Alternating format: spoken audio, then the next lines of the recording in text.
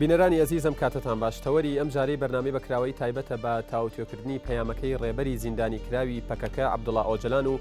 ئاگەرەکانی دوای پەیامەکە کە لە 21 ئاداردا و لە یەکەم ڕۆژی نەورۆزدا ڕاگەیەندرا. دەپرسین ئایا ئەم پەیامە چ کاریگەریەکی لەسەر کێشەی کورد لە باکووری کوردستان دەبێت و تا چەندە ڕۆڵی دەبێت لە چارەسەرکردنی ئەو پرسەدا. هەروەها ئایا لە ناوەخۆی تورکیادا تا چەندە زەمینەسازی کراوە بۆ قۆناغی ئاشتی و گفتوگۆ و ئایا سەرکەوتنی پرۆسەی ئاشتی لەو وڵاتەدا و چارەسەرکردنی پرسی کورد لە کوردستانی باکوور چ کاریگەریەکی دەبێت بەسەر دۆزی کوردەوە لەو وڵاتە و هەروەها تا چەندە کاریگەری بەسەر دۆزی کوردەوە لە هەرێمی کوردستان دەبێت و دەبێتە هۆی گۆڕینی تەرازووی هێز لە هەرێمی کوردستان. سەرەڕای ئەوەش دەپرسین چارەسەرکردنی پرسی کورد لە کوردستانی باکوور و بەهێزبوونی پێگەی کورد لە ناوچەکەدا بەگشتی چ کاریگەریەکی دەبێت بەسەر ئایندەی پەیوەندیەکانی نێوان هەرێمی کوردستان و بەغداوە. ئەمانە و چەندین پرسیاری دیکە لەم ئەڵقەی بەکراوەییدا تاوتویان دەکەین. بەڵێ بینەرانی ئازیز بۆ ئەم ئەڵقەی بەکراوەیی میوانداری ئەم بەڕێزانەمان کردووە. یەکەمین میوانمان ئازا حەسیب قەرەداخی کە وەکو لێکۆڵەری سیاسی حزوری هەیە و بەشدار دەبێت لەگەڵمان. بەخێربێن. میوانی دووهەممان ئەبوو بەکر کاروانی وەکو نووسەر و سیاسی بەشدار دەبێت لەگەڵمان. بەخێربێن. میوانی سێهەممان ئارام عەلی کە وەکو ڕۆژنامەنووس بەشدارە لەگەڵمان. خێراتتان دەکەم. دوامیوانیشمان وەهاب مستەفا ئەندامی کۆمیتەی پەیوەندیەکانی پارتی چارەسەر. بەخێراتنی هەموو لایەکتانەکەم و بەخێراتنی ئەو میوانانەی دیکەش دەکەم. کاکازا وەکو سەرەتای بەرنامەکە وەکو دەستپێک هەمیشە بە پرسیارێکی گشتی دەستپێەکەین بۆی بەرچاوی بینەری ژڕون بێت. ئێوە حتمما ئاگادارن لە ناوەڕۆکی پەیامەکەی عەبدوڵڵا ئۆجەلان. ئەمەوێ بزانم خوێندنەوەتان چییە بۆ ئەم پەیامە؟ چۆن دەڕوانن ئەم پەیامە؟ لە ڕاستیە پەیامەکە پەیامی ڕابەرێکە کە بەتەنگ ئاشتیەوەیە و بەجددیەوە دەیەوێت ئاشتی بۆ قەزەی میلەتەکەی دابین بکات و دەیەوێت پەیام بگەێنێت بە حکوومەتی تورکیا کە بەڵێ کورد ئاشتی دەوێت و دەیەوێت ئەم قۆناغێکی نوێ بێ هەم بەنیسبەت تورکیاوە هەم بەنیسبەت بزوتنەوەی ڕزگاری خوازی کوردەوە. پەیامەکە ئەگەر وردی کەیتەوە هەم عەبدوڵڵا ئۆجەلانی سەرەتاکان دەبینیتەوە کە کۆمەڵێک تێڕوانینی چەپانەی هەبوو بۆ تەحلیلکردنی واقعی کۆمەڵایەتی و سیاسی ناوچەکە و کورد و علاقەی بە تورکیا ئەوانەوە لەوەش کە دیقەت بدەی باس لە ئیمپریالیزمی ڕۆژاوا دەکات و لە سەرەتای دەستپێکردنی کۆلۆنیالیزمی ئەم مەنتیقەیە کە چۆن ئەم ناوچەیان دابەش کردووە وایان کردووە. تەنانەت ئەو لە پەیامەکە دەڵێت ئەوانن کە ویستیان کورد و عەرەب و تورک و فارس و نەتەوەکانی تر دەست بدەنە ئێخە و قورگی یەکتری و بە شەڕیان بێنن. ئەم گەڕانەوەیە بۆ عەبدوڵڵا ئۆجەلانی سەرەتا و ئەم دەستپێکە لە بیرکردنەوەی ئەو کە لە تێفکرینی زۆربەی زۆری هەم بیرمەندان هەم سیاسیەکانی ئەم ناوچەیە سەرەتای کێشەکانی کۆی ئەم ناوچەیە لە دوای جەنگی جیهانی دووەمەوە دەگەڕێنەوە بۆ ئەو تەدەخولە مباشرەی ئیمپریالیزمی سەرمایەداری کە ئەو ناوی ناون بە مۆدەرنیتەی سەرمایەداری وەها کە ئەوانن هاتن ئەم ناوچەیان دابەش کرد و کردیانن بە کۆمەڵی کوتلەی قەوارەی سیاسیانە و کۆمەڵی کێشەیان تیا دروست کرد. لەم پەیامەیە عەبدوڵڵا ئۆجەلان لەوە دەست پێ دەکاتەوە پاشان دەچێتە ئەو قۆناغی کە ڕاپەڕیون بۆ بەدەستێنانی حقوقەکانیان و باز لەم قۆناغی ئێستا دەکات کە قۆناغێکی نوێیە لە کاتێکا کە لە دێڕی یەکەمەوە بەس بە ئەو پەیامم بگێنم بۆ ئەوەی ڕوون بێت لەو شوێنەوە کە دەست پێکە ئەم قۆناغە تازەیە نرخاندنێک و هەڵسەنگاندنێکی ئەرێنی گەورە بۆ قۆناغی پێشووی خەباتی چەکداری دەکات دەڵێ ئەو قوربانیانەمان بە هەدەر نەچوون بەڵکو قۆناغێکی دیاریکراو بوون و بەرهەمەکەی ئەمەیە کە ئێستا قۆناغێکی نوێی دیموکراتیانە و خەباتی ئاشتی. کاگازەگەر لە دوای ئەگەرەکانی دوای پەیامەکە قسە بکەین هەمیشە ئێمە گوێمان لێ بۆ ئاگادار بووین و لە میدیاکانەوە و لە زمان و لە زاری بەرپرسەکانی پەکەکەشەوە کە ئاگر بەست ڕاگەیاندراوە و تویان ئێمە ئاشتیمان ئەوێ هەر لە سەرەتاوە لە 84ەوە تا بگاتە ئەم قۆناغە چی وا ئەکات کە ئەم پەیامەی ئۆجەلان جیاواز بێت؟ چی وا ئەکات کە ئەم پەیامەی ئۆجەلان یعنی لە ناخی پەیامەکەدا ئیرادەیەک بەدی بکرێت کە ئەم جارە کێشەی کورد چارەسەرەکرێت چیواکان پەیامە جیاواز بێت. دوو فاکتی ئێجگار گرنگ بە تێڕوانینی من لەم قەزیە هەیە. یەکەمیانەوەیە کە هەر هەنگاوێک پێشتن رابێت بەڵێ هەر دەکرێت بڵین هەنگاوەکانی بەرەو ئاشتی بوون و بایەخی خۆیانیان هەیە با بڵین بە جۆرێک لە جۆران نادیدە ناگیرێن. بەڵام ئەمەی ئێستا ئەو فاکتەی گۆڕی کە زۆر جار ناوەندی سیاسی هەم لە هەرێمی کوردستان هەم لە کوردستانی باکوور باز دەکرات کە ئاشتی دەبێت بە زیندانەکەی ئۆجەلانە تێپەڕێت. بە معنایەکی تر کەسایەتیەک هەیە ڕەمزێک هەیە کە میلەتی کورد لە باکوور بە غەیری تێپەڕاندنی ئاشتی بەلای ئەودا بە هەڵگرتنی بارگەکانی فکری ئەو جێی متمانەیەکی ئەوتۆ نییە. بە معنایەکی تر کورد لە باکوور بە غەیری ئەوەی بگەڕێتەوە بۆ لای ئۆجەلان وەک مەزدەر وەک سەرچاوە وەک شەرعیەتێک لەوانە بوو زۆر متمانەی بە هەموو هەنگاوەکانی پێشوو نەبوو. جیاوازەکە ئەلێرەوە دەست پێ دەکات کە ئەم جارە پرۆسەی ئاشتی بەلای ئۆجەلانە تێپەڕێوە لە ئۆجەلانەوە پەیامێک دێتە دەرەوە. ئەمە ئەو قودرەتە و ئەو توانە و ئەو هێزە دەبەخشێت بە پرۆسەکە کە ئۆجەلان شەرعیەتی پێدات. ئەمەواتە کە ئۆجەلان شەرعیەت بە پرۆسەکە ئەدات ئەمە خۆی بۆ خۆی چۆن بڵێ وێنایەکی کاریزمی بۆ ئۆجەلان دروست دەکات. من ئەمەوێ بزانم ئۆجەلان کە ئێستا لە ئێستادا لە باکووری کوردستان وەکو کاریزما سیر دەکرێت و لە زیندانەوە پەیامەنێرێت لە دەرەوە گوێی لێ ڕادەگیرێت هەر لە دوومانگرتنەکەەوە گەر بڕوانی تا ئاگاتە ئەم پەیامەی نەورۆزی. ئایا ئۆجەلان تەنها لەو بەشەدا وەکو کاریزما سیر دەکرێت یاخود کاریگەری بەسەر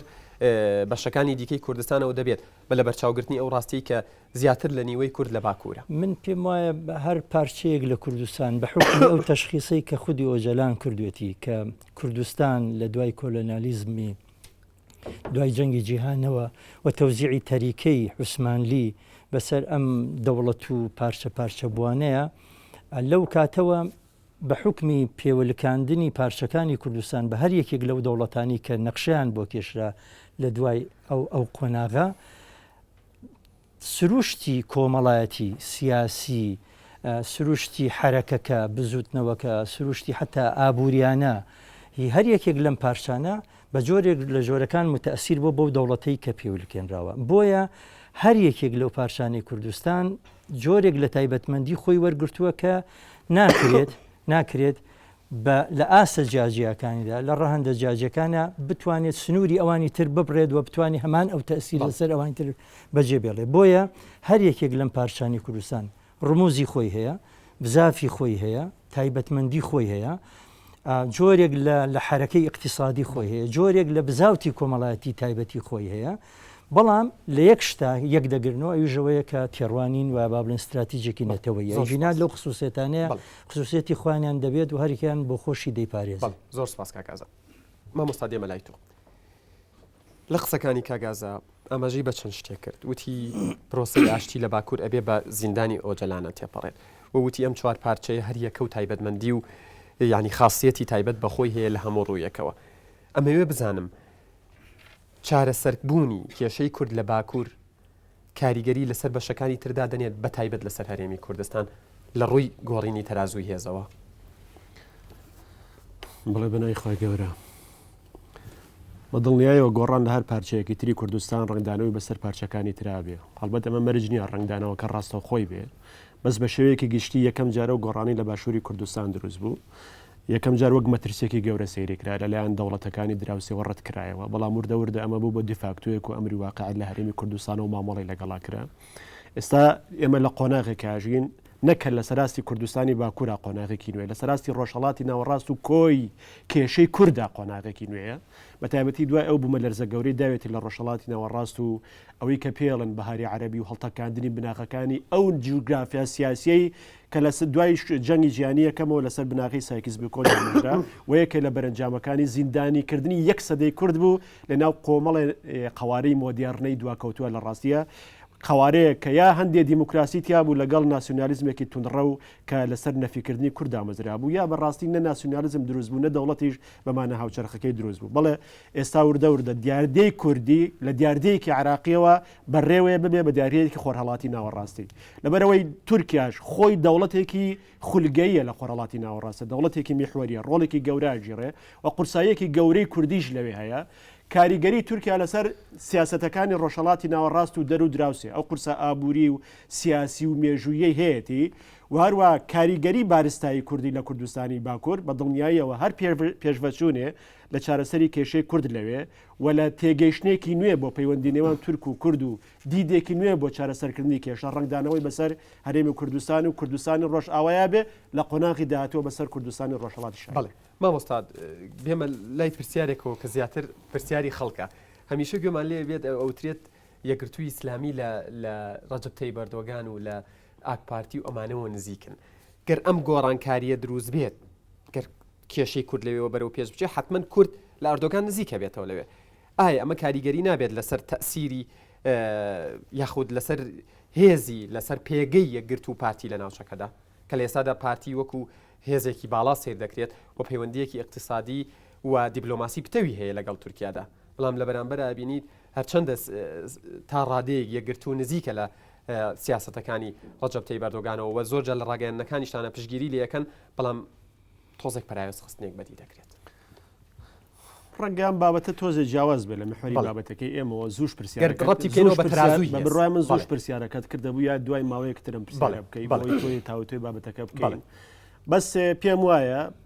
پارتی داد و گەشە پێدا منێکێکم لەو کەسانەی هەر خۆم بە شخصی خۆم لە 10 ساڵی ڕابردووە ڕەنگە زۆرترین قسم لەسەر پارتی داد و گەشەپێدان و ناسیۆنالیزمی کوردی کردووە لە ساڵی 2010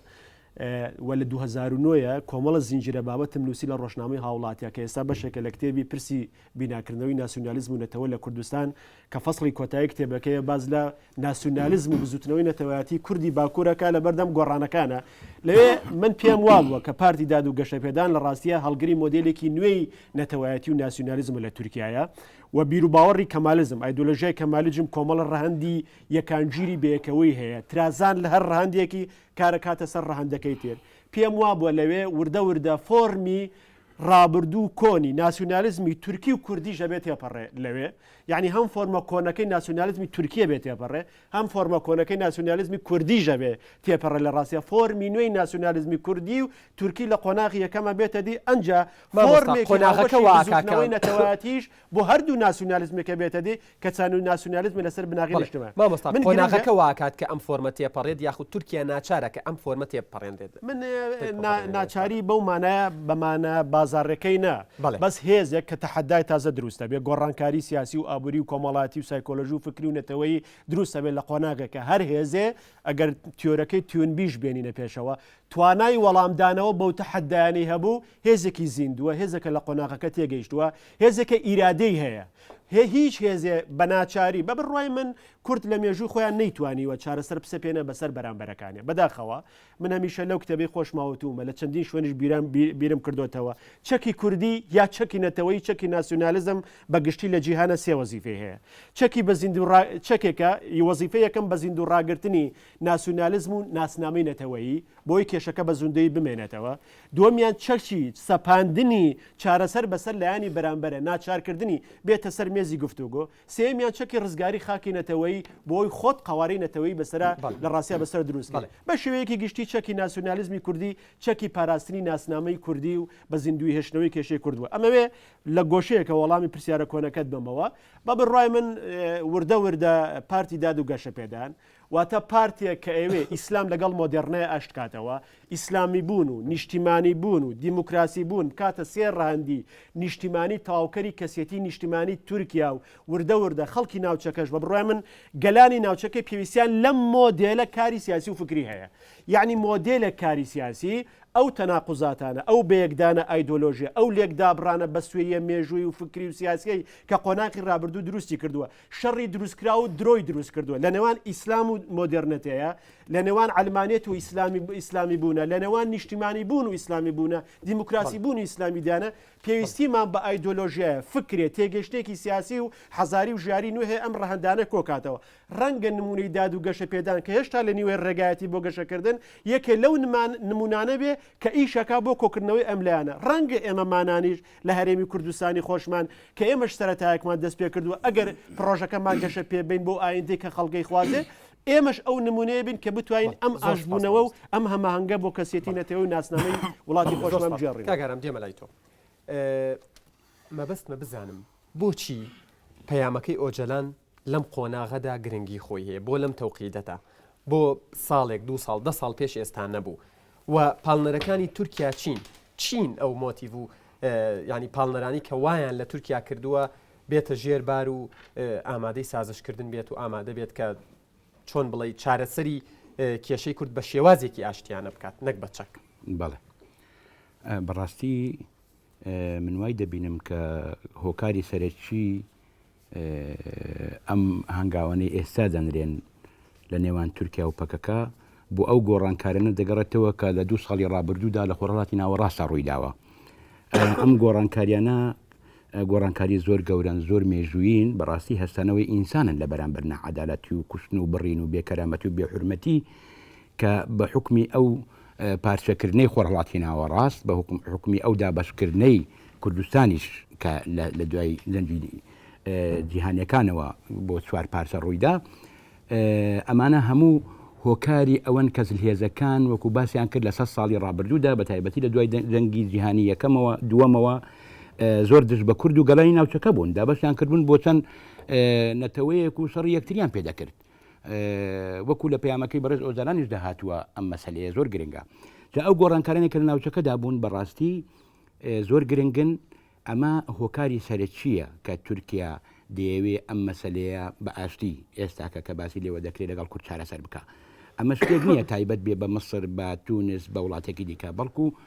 سەرتاپا نەخشەی خۆڕەڵاتی ناوەڕاست لە ئایندەیەک نزیکدا لە ئەنجامی ئەو گۆڕانکاریانەی کە بووە گۆڕانکاری زۆر ئیجابین باشن شارستانین جارێکی دیکە بەڕای مندا دەڕێژرێتەوە کوردیش تایدا ڕۆڵ و پێگەی زۆر گرنگی خۆی دەبێ ئەمە مەسەلەیەکی زۆر گرنگە مانای وەیە هۆکاری سەرەکی بەڕای من ئەو گۆڕانکاریانن جگە لەوەش بەڕاستی کورد هەم لە باکوور هەم لە باشووری کوردستان هەم لە خۆڕەڵاتی ناوەڕاستە هەنگاوی زۆر گەورەی ناوە خەریکە دێتە سەر گۆڕەپانی ناوچەکە لە هەموو ڕوویەکەوە دەناسرێ ناتوان چیتر ئەم مەسلەیە فەرامۆش بکەن فەرامۆش بکرێ تورکیا بیێنێوێ ئەم مەسلەیە لە ئایندەیەکی نزیکدا چارەسەر دەکرێت اینجا دەیەوێ هەنگاوی بۆ بنێت چارەسەری بکە بەڕاستی بە پشتبەستن بەچی کاگەرم بە پشتبەستن بەچی چارەسەری کێشەی کورد زۆر نزیکە بڵێ ئەزانی بە پشتبەستن بەچی سیرکە ئەو گۆڕانکارێنێکە لە ناوچەکەدا دەبن بەڕاستی گۆڕانکاری زۆر جدین زۆر گرنگن ینی سیستەمە دیکتاتۆریەکانی لە 50 ساڵی ڕابردوودا حکمی هەموو ئەو گەلانەیان کردووە لە مسرەوە تاوەکو دەگەیە سووریا و خەریکە ناو دەچن باشە هەمووی نیزامی دیکتاتۆری بوون ئەمە یەک دوو تەوازنی هێز لە دنیادا گۆڕانکاری زۆر گەورەی بەسەر داهاتووە هەتاوەکو ئەو زلهێزانەی لە ئەنجومەنی ئاساییشدا بە تایبەتی ئەمریکا و ئەوانەی کە پێیان دەگوترێ ئیمپریالیزم باڵادەست بوون بەڕاستی وەسعی کورد زۆر خراپ بوو بەڵام ئەمڕۆ ئەم تەوازونە هەڵوەشاوەتەوە بە یەکجار ئەمڕۆکە زلهێزەکان لە ئاستێکدانین بتوانن وەکو خۆیان دەیانەوێ سەرۆک بین و سەرۆک دانێن ئەمڕۆ خەڵکی گشتی ڕای گشتی گەیشتۆتە ئاستێک خەڵک هەستاوەتەوە ئیتر وەکو پێش و ئەمە قبول ناکە یعنی پڕ بووە ئیتر جامەکە ئەمە هۆکارێکی زۆر گەورەیە من هەموو جار دەڵێم بەڕاستی مەسلەی کورد بە تەنیا پابەند نییە بە تورکیا و بە ئێران و بە سووریا و بە عێراقەوە بەڵکو پابندە بە هەموو عەرەب و پابندە بە هەموو زلهێزەکانی دنیا چونکە بەرژەوەندی ئەوانە لە دابەشکردن و پارچەکردنیدا بوو ئەمڕۆکە ئەم هێزانە وردە سوێن پێگەی خۆیان لەدەزن هێزی دیکە دێتە سەرکار گەنان لە هەسانەوەیەکی گەورەدان ئەمەش هەمووی لە بەرژەوەندی گەلی کوردایە باس لەوە کرد کە لە تەواوی ناوچەکەتەوە بە تایبەت لە خۆڕەڵاتی ناوەڕاستدا گۆڕانکاری لە هێزدا لە تەرازووی هێز و لە هاوسەنگی هێزدا ڕوویداوە ئەم پەیامە و قۆناغەکانی دواتری ئەم پەیامە چ کاریگەریەکی لەسەر هەرێمی کوردستانە بێت مەبەست پیامەکەی ئۆجالانە بەڵێ بەتەکیت بەڕاستی کاگازە باسی کرد پیامەکەی ئۆجالان زۆرشتی باش تێدایە زۆر باس لەوە دەکا کە مەسلە شارستانیەکان مەسلەی چارەسەرکردنی کێشەکان بە هەماهەنگی لە نێوان هەموو گەلانی ناوچەکە کاتی ئەوە هاتووە ئەو گەلانەی کە گەلی ڕەسەنی ناوچەی خۆڕڵاتی ناوەڕاستن پێکەوە بە ئاشتی و بە برایانە بژین ئەمەش وەکو مامۆستا ئەو بەکریش باسی کرد لەسەر بنەمایەکی ناسیۆنالیستی قەومی نابێ لەسەر بنەمای برایەتی گەلان بەرژەوەندی گشتی هەموو گەلانی ناوچەکە لەسەر بنەمای سەردەست و بندەست نابێ ئەمە پەیامێکی زۆر گرنگە بەڕاستی ئەگە بگەڕێنەوە بۆ مێژووی خۆڕڵاتی ناوەڕاستی بەو شێوەیە سەردەمانی خۆڕڵاتی ناوەڕاست کاتێک یەک پارچە بووە ئیمپراتورەتی زۆر گەورەی دروست کردووە زۆریش بەهێز بووە بەڵام سەردەمانێک دابەشکران لە 50 ساڵی ڕابردوودا بۆ چەند دەوڵەتێک ئەمە بووە هۆی لاوازی ئەمانە یعنی ئەم سەردەما باوەڕ دەکەم هەم گەلی کورد هەم گەلی تورک هەم گەلانی ئەگەلی عەرەب و گەلی فارسی لەوە تێگەیشتون کە ژیان و مردنیان پێکەوەیە پێویستە ئیتر ئەحزابی قەومی ئەحزابی بیرتەسک ئەحزابی دیکەی کە تەنها بیر لە بەرژەوەندی هەندێک شتی دیکەی بڵێن ڕۆژانە و تەوسێنەرانە دەکاتەوە کاتیان بەسەرتووە تورکیش ئیتر قومیت لەناو تورکیشدا زعیب بووە لەناو کوردیشدا بە هەماسیەوە بووە کەواتە ئەمە واقعەکە و خۆی سەپاند بڵێ ئەگەر بگەڕێنەوە بۆ مێژوو شارستانیەت و فکر و فەلسفەی خۆڕڵاتی ناوەڕاستی هەروە بووە بەڕاستی ئەمە زۆر گرنگە ینی بنەمایەکی فەلسفی شارستانی هەیە ئەم مەسەلەیە و هەر کاتێکیش مەسلەی کورد چارەسەر بکرێت کە لە ئایندەیە چارەسەر دەکرێت بیانێنیانێ ئەو دەوڵەتانە ئەمە ئاشتی و تەبایی و عەدالەت بۆ هەموو ناوچەکە دێنێ لەگەڵ خۆیدا زۆر سپاس کاگواب دێمە لای تۆکو کاترێکی پارتی چارەسەر لە بەرنامەکە بەشداریت هەندێک دەڵێن ئۆجەلان لە زینداندایە و لە 99ەوە لە ژێر بە ئەنوا و نازانم هەموو جۆرە ڕەنگە نازانم تعزیبێکی نەفسیدا تێپەڕی بێت بۆیە نابێت گوێ لە پەیامەکەی بگیرێت چونکە لە ژێر فشاردا ئەم پەیامە نووسراوە و ئەبێ خەباتی چەکداری و جەنگ بەردەوام بێت دژ بە تورکیا هەڵویستەیە کە وا دیارەکەن کاتی بەڕێز ئۆجەلان لە ساڵی 1984 دەستی بە شەری چەکداریش کرد ئەو هەرەو کەسانە بوون یان شەری چەکداری لەگە تورکان نابێ پێویستە شەڕ نەکرێت لە قۆناغی ئێستادا کە باس لەوە کرێ ڕێبەر ئۆجەلان لە ژێر لە زیندانی ئیمرالیا لەژێر دەستی دژمناندایە دەبێ شتی کە دەردەخا هیچ ئاگان لە بەڕێز ئۆجەلانیە ئۆجەلان لە ساڵی 99ەوە لەژێر لە زیندانی ئیمرالیا 25,000 لاپەڕە ئەوەی نووسیوە پێشکەشی دنیای کردووە نووسین دووەم ئەو هەیئەتانەی کە لەو دوایە کە سێ هەیەت لە پەرلەمانتارانی کورد پێکهاتوون سەردانی ڕێبەر ئۆجەلانیان کرد لە گەڕانەوەیان تەسیرێکی زۆر لەسەر ئەو کەساتیانە دروست بوو کە ڕێبەر ئۆجەلان بیرمەندێکە ینی بە 14 ساڵی لە زیندانی ئیمرالیدا بەڵام بەو شەیە کە ئەتوانێت سیستەمی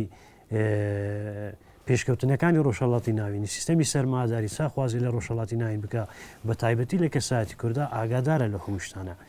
ئەگەر بیرمەندێکی ئەوها ئاگادار نەبووە لە ڕۆژێکی وەکە ڕۆدا بەرنمەیەکی بەو شێوەیە یان پەیامێکی بەو شێوەیە کە باسی ئاشتی پێکەوە ژیانی گەلانی ڕۆژهەڵاتی ناوین بکان نەبوو یعنی ئەگەر لە بن تەسیرێکەوە هەدابە ئەمە دوورن لە ڕاستی واقعەکە یان ڕێبەر ئۆجەلان ئەوڕۆ کەواتە ئێوە گومانیشتان لەوە نییە کە ئەم پەیامە لەلایەن خودی ئۆجەلانیشەوە نووسراوە ئێمە هیچ گومانمان نییە باوەڕیمان بۆ پەیامە هەیە ئەو لە ناوخۆی تورکیادا ئێستا تەنانەت وەزیری ناوخۆی پێشووی تورکیا ئاڵێت ئەم پەیامە لەلایەن عەبدوڵڵا ئۆجەلانەوە نەنووسراوە زمانی عەبدوڵڵا ئۆجەلان ناناسی بەڵێ ئەوانە منوتم عەبدوڵڵا ئۆجەلان ناناسن ناخۆی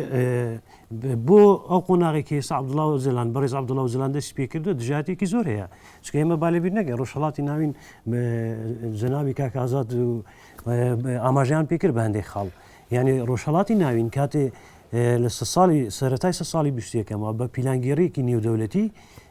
سیستەمی سەرمایهداری جیهانی ڕۆژهەڵاتی ناوین دابەشەکە بەڵام لە ناو ڕۆژهەڵاتی ناویناش کوردستان دابەشەکە کوردستان ئەگەر ئێمە ئەوڕۆ لە واقعی کوردستان جوغرافیای کوردستان بنێڕین تەماشا بکەین کوردستان بەخۆی ئەبێ بە دڵی ڕۆژهەڵاتی ناوین چوار گەلی چوار نەتەوەی سەرەکە لە ڕۆژهەڵاتی ناوین کە ڕۆژهەڵاتی ناوی پێکرێنن گەلی تورک و فارس و عەرەبە لە ناواندا کورد پارچەکراوە هەندێک جار ئاماژە بەوە ئەکری ئاڵێن بەهاری عەرەبی لەوەقع هیچ ڕاستیەکی خۆی نییە بەهارە گەرەبی کوردانە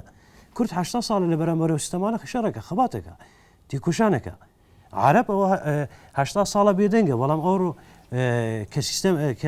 سیستەمی سەرمایهداری جیهانی ئەخوازێ دەولەت نەتەوەی لە ڕۆژهەڵاتی ناوین کە مەترسی بۆ بەرژەوەنی سیستەمی سەرماداری هەیە ئەخوازێ شێوەیەکی تری پێبدا گەلانی ڕۆژهەڵاتی ناویش ناڕازین لە بەرامبەر ئەو دەسەڵاتە ئەوڕۆ زیاتر ئەتوانن بەڵام بە بێگەڕانەوە بۆ وڵاتە زلهێزەکانی دنیا ئەوانەی